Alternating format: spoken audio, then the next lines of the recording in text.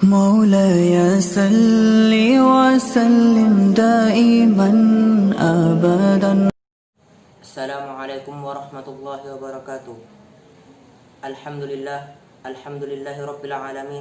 Assalatu wassalamu ala ashrafil anbiya wal mursalin sayyidina wa maulana Muhammadin wa ala alihi wa ashabihi ajmain, amma ba'd.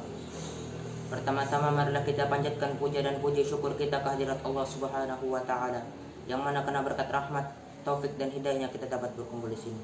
Selawat serta salam tak lupa pula kita haturkan kepada junjungan kita baginda Nabi besar Muhammad SAW. Kepada teman-teman saya yang saya cintai, saya akan memberikan tausiah sedikit tentang arti bersyukur.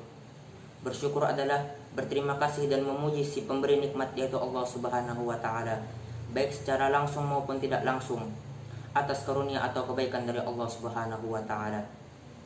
Pengungkapan rasa syukur meliputi 3 hal, yaitu yang pertama, mengakui nikmat Allah Subhanahu wa taala dalam batin. Artinya, kita meyakini bahwa ada apa saja yang telah kita rasakan, baik yang secara jasmani ataupun rohani, itu adalah dari Allah Subhanahu wa taala.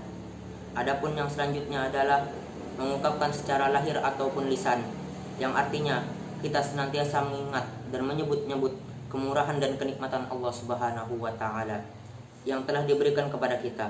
Hal ini sesuai dengan firman Allah Subhanahu wa taala dalam surat Ad-Duha ayat 11 yang berbunyi, "Wa amma bi ni'mati rabbika fahaddits", yang artinya, dan terhadap nikmat Tuhanmu hendaklah kamu menyebut-nyebutnya.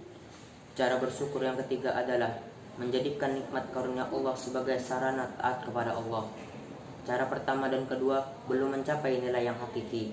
Apabila cara yang ketiga ini dapat direalisasikan, dan hanya orang-orang yang berimanlah yang bisa bersyukur dengan sebaik-baiknya. Merekalah yang tahu hakikat sebenarnya.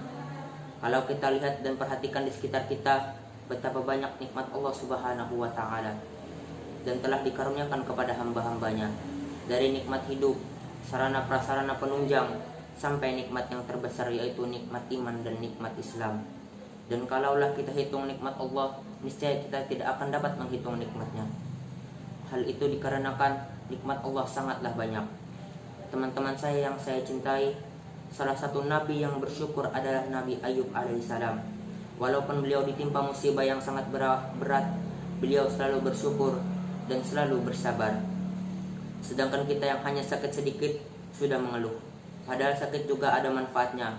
Apabila kita bersabar, maka akan menggugurkan dosa dan diberikan kesempatan untuk bertaubat kepada Allah. Karena itu, teman-teman sekalian, mari kita terapkan ilmu bersyukur ini dalam menghadapi ujian dari Allah Subhanahu wa taala sebagai pelajar. Dengan cara apa? Dengan diungkapkan dengan lisan. Sebagai contoh, jangan lupa berterima kasih kepada guru-guru yang memberikan ilmu meski dalam keadaan pandemi.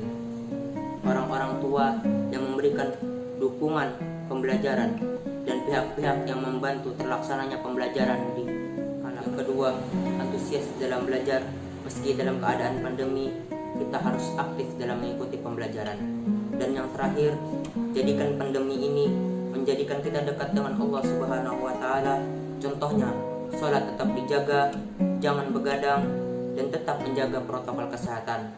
Karena itu bagian dari jihad kita sebagai seorang pelajar. Taufik wal hidayah wal ridha wal inayah. Wassalamualaikum warahmatullahi wabarakatuh.